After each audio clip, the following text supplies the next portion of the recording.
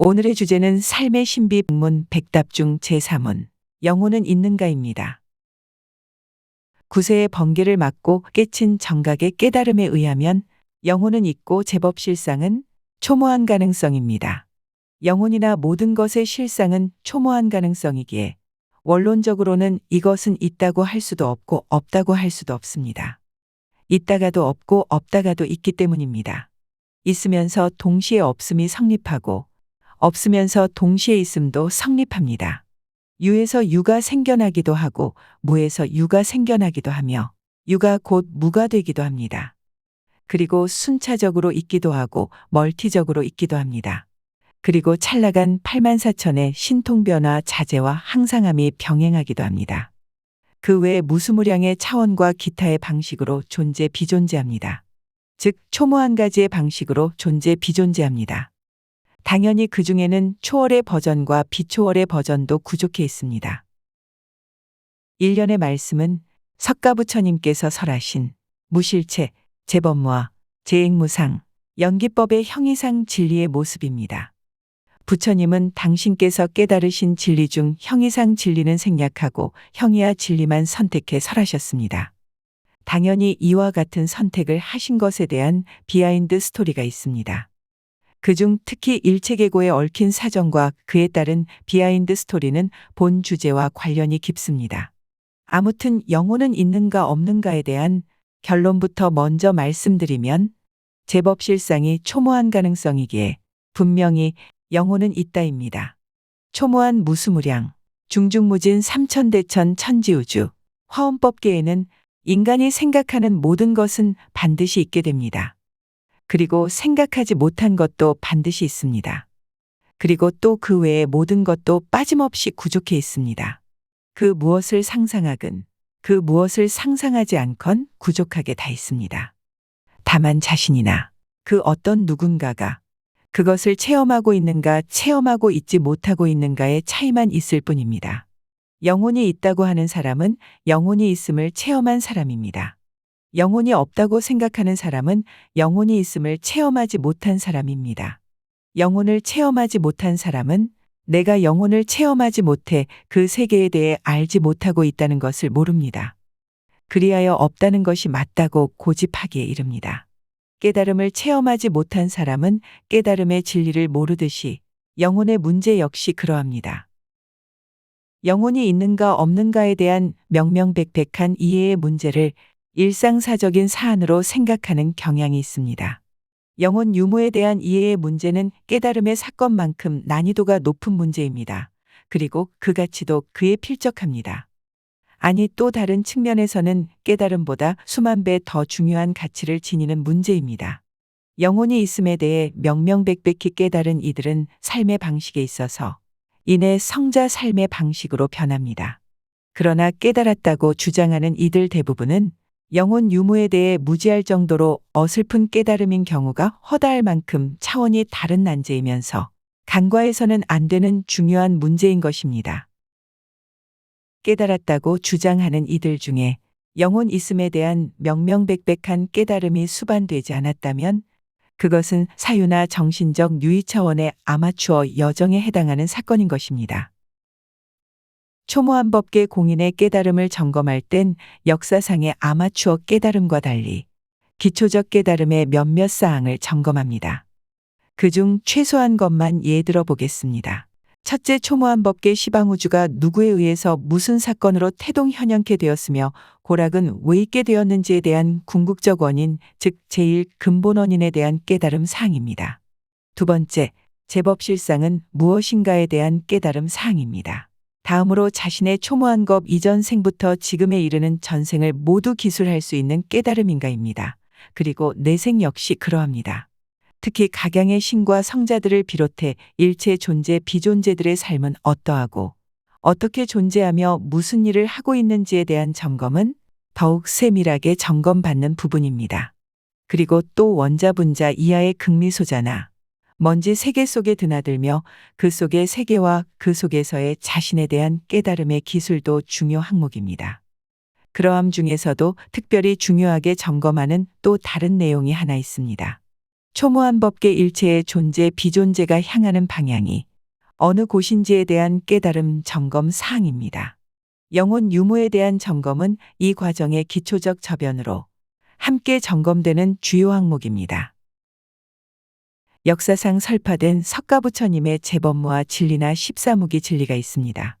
이에 진리와 영혼 유무와의 관계 또한 이상의 깨달음을 증득할 때 자동으로 풀리게 됩니다. 그 이전에는 아무리 노력하고 궁리해도 공리공론 허송세월하는 여정의 모습입니다. 아무튼 영혼 있음에 대한 체험이 없는 사람은 무엇을 모르는지 모르면서 영혼은 없다고 우기는 아집에 빠집니다. 특히 영혼 있음에 대한 체험 없는 사람들이 절대 다수의 구성비를 차지하고 있는 사회라면 더욱 그러할 것입니다. 영혼이 있는지 없는지 묻고 싶으면 체험에서 알고 있는 사람을 찾아가 물어야 합니다. 어떤 사람이 사회적으로 잘 알려진 유명세를 타는 사람이고 또 해박하기로 정평이 난 사람일지라도 질문 분야를 체험하지 못했다면 그는 모를 수밖에 없는 것입니다. 그런데 그런 사람에게 질문을 하면 당연히 모른다는 답 대신 쓸데없는 질문이라고 우격다짐부터 먼저 할지 모릅니다. 특히 깨달았다고 큰 소리를 치는 가운데 존경받는 사람일지라도 그가 영혼 있음을 체험하지 못했다면 역시 그 분야는 모를 수밖에 없는 것입니다. 어떤 고상한 이들 중에는 부처님 교설 중에 제법무와 진리의 예를 들어 일체는 무아이기에 영혼은 있을 수 없다는 논리를 피력하기도 할 것입니다. 또 어떤 이들 중에는 14무기, 즉 어떤 이가 부처님께 형이상학적인 질문 14가지를 하였는데 그때 그 물음에 대해 무기설법으로 응대하셨던 사건의 예를 들 것입니다. 즉 형이상학적인 질문에 대한 답이라고 말입니다. 영혼의 문제도 그렇다는 것입니다. 이는 부처님께 서설하신 제법무아의 진리나 14무기 설법에 대한 오해에서 비롯된 것으로 재론의 여지가 없습니다. 모든 존재 비존재의 존재 방식을 비유로 설명드리자면 옥총과도 같습니다. 즉 양파와 같은 방식입니다. 다만 무수무량의 양파들이 거목과 같은 구조의 여러 겹으로 존재 비존재함이 특이하다 할 것입니다. 일체의 존재 비존재는 초무한 가능성 구현의 양파 겹겹의 거복 방식으로 존재 비존재합니다. 아니 동시에 초무한 가능성 멀티 방식으로 존재 비존재합니다.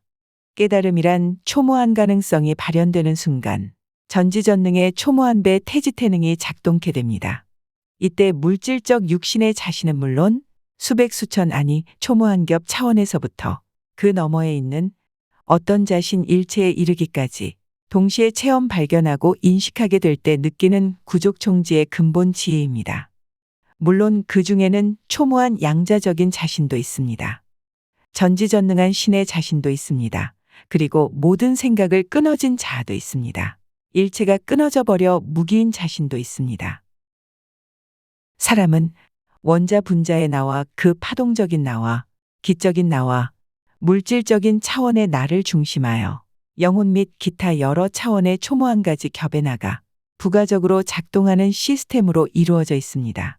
그 모든 것들은 단 하나의 예외도 없이 나입니다. 그리고 그 외의 모든 것들도 다 나입니다. 단 일체 존재 비존재는 동일하나 그 초무한 겹의 나 중 어떤 나가 중심 역할을 하는 시스템인가를 따라 지복광명 정도를 달리 존재의 상대적 구별을 나눌 수 있게 됩니다. 역사상 발표되었던 깨달음의 내용 중에 모든 것은 거짓의 나이고 참남한 진실이라는 설파도 있었고 모든 것을 제외하고 순수의식만 진실이라는 설파도 있었습니다. 그리고 또 유아의 모든 것을 제외하고 무아만이 진실이라는 설파도 있었습니다. 그리고 그 외 의식의 멈춤을 포함한 다양한 설파가 있었습니다. 이는 깨달음의 역사가 발전해가는 여정 중 아마추어 여정 때에 겪는 사상이고 철학이고 종교이고 진리이고 깨달음들입니다. 어떤 여정에선 마치 어린아이가 자신이 좋아하는 장난감만이 제일 좋은 것인 줄 알고 떼쓰거나 싸우기도 하는 등의 현상과 같은 모습을 보이기도 합니다. 진실로 궁극의 깨달음, 즉 초모한우 주법계 공인의 번개선 정각의 깨달음에 도달해 보면 일체의 모든 것 단 하나의 예외도 없이 다 자신이라는 진실에 경이롭고 동시에 환히 감격해 됩니다. 영혼도 그 많은 모든 것 중에 중요한 하나의 나 자신입니다. 어떤 한 근의 책도 그렇게 존재합니다. 책의 각 장면에는 각각의 개별 주제와 내용이 달리해 있지만 큰 차원에서 한 권의 책으로 존재합니다. 그리고 그 책도 영혼의 방식으로 존재하는 자신을 포함하고 있습니다. 그 책이 지닌 각 글자들의 정보 파동의 집합은 기가 되고 영혼이 됩니다. 고로 불경이나 성경이 그 자체만으로도 생명력을 갖게 되는 것입니다. 책을 태워도 그 영혼은 영원히 존재하게 됩니다. 그 무엇으로도 정보는 소멸되지 않기 때문입니다. 다만 이합집산의 인연 연기법에 의해 더욱 다양하고 복합적인 자신이 되느냐 아니냐의 여정 차이만 있을 뿐입니다. 사람의 육신이 불태워지고 뼈마저 가루가 되어 소멸되어도 정보는 영원히 소멸되지 않습니다. 단지 추나추동의 생명 활동 모습이 다를 수 있을 뿐입니다. 아무튼 상대적 근본 자체도 영혼 차원의 모습을 띠는 측면도 있지만 소멸되지 않는 정보도 겹의 또 다른 영혼의 자신인 것입니다. 모든 물질이나 기 내지 영혼 등등은 미진의 오차도 없이 자기행에 대한 정보를 함유케 됩니다. 그 정보의 질과 양을 따라 공명현현하는 작품 운명의 삶이 다르게 됩니다. 그리고 죽어서 환생하는 세계 역시 달라지게 됩니다. 모든 것은 정보 섭수의 인연과 섞임을 따라 모습이 변하기에 생로병사의 노정으로 비추어져 보일 수 있습니다. 그러나 소멸은 그 어디에도 없습니다. 영혼의 세계를 알려면 죽어서 저승을 가보아야 알 수 있는 사안인데 저승 다녀오지 않고 어떻게 알 수 있느냐며 비아냥 으스대거나 혹은 위협투로 공격하는 사람들도 있습니다. 무지무명의 아마추어 여정의 모습입니다.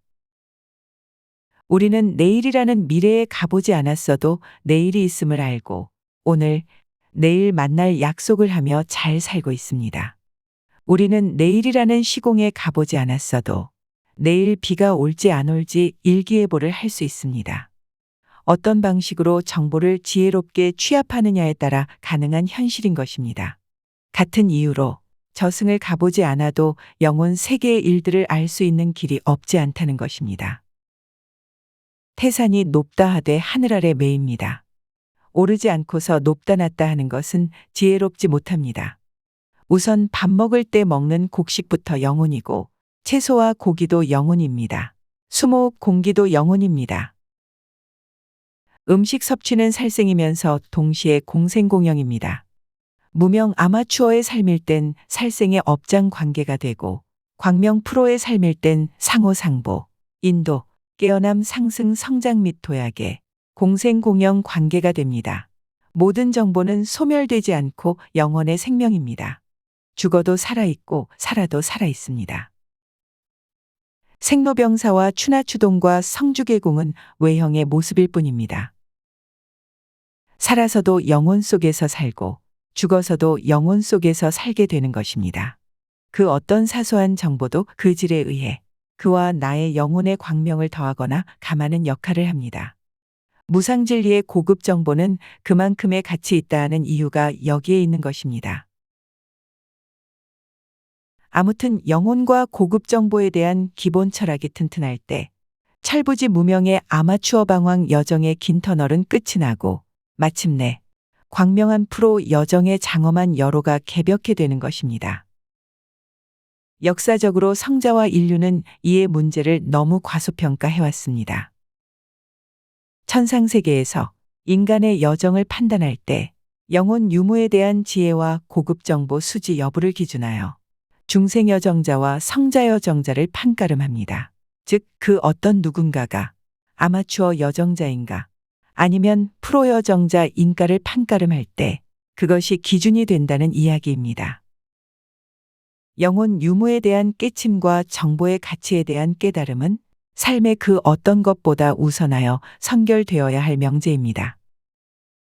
그대와 나는 지금까지의 초무한 가능성 구현 자증일주의 경연, 즉 지금까지 삶의 정보파장 집합체, 그 영혼을 내재하고 있는 또 다른 차원의 영혼인 것입니다. 그리고 그 영혼들과의 만남인 것입니다.